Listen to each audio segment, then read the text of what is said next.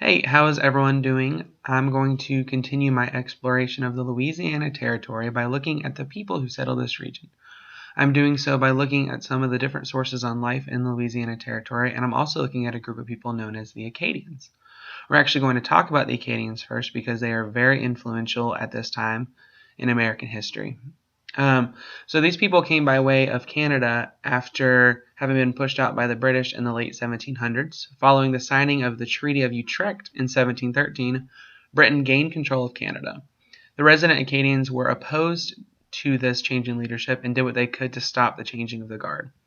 As a result, the British were unsuccessful in trying to integrate them with society, and after failing to assimilate them in the Nova Scotia region and not being able to disperse them, the British finally settled on forcing them out entirely.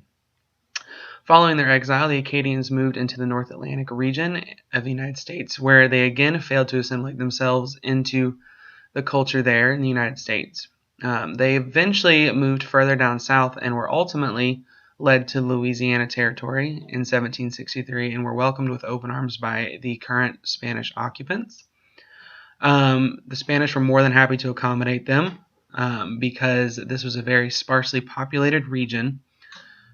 So they needed the residents, they needed to be able to grow this area and turn it into something that was livable and workable for future Spanish citizens coming from overseas.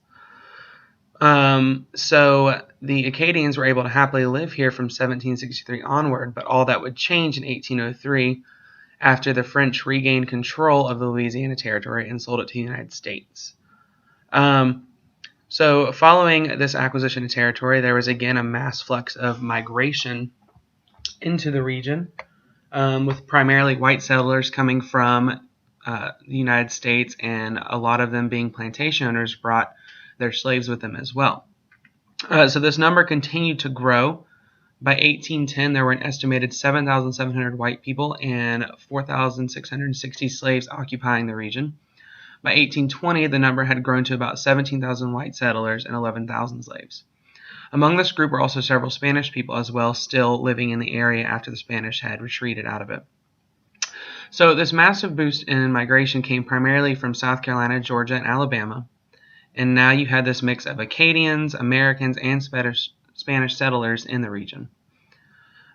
This led to a lot of social and cultural changes in the area, and that is what made life difficult for the Acadians. They were used to doing things their own way and governing themselves, but with the United States acquisition of the territory and them working to make it something livable for their people, the Acadians were disgruntled because they were no longer able to govern themselves. And what you saw was a lot of governing officials and delegates were actually transplanted into the Louisiana Territory from several states.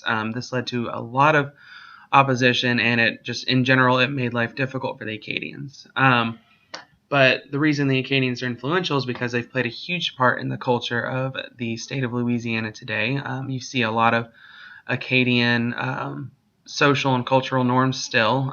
People commonly refer to people there today as Cajuns. These are actually people that were highly influenced by the Acadians as well as Creole people living there as well. So this is what we have today. So I hope you guys have enjoyed this post, and I look forward to hearing your reviews on it. Thank you guys so much.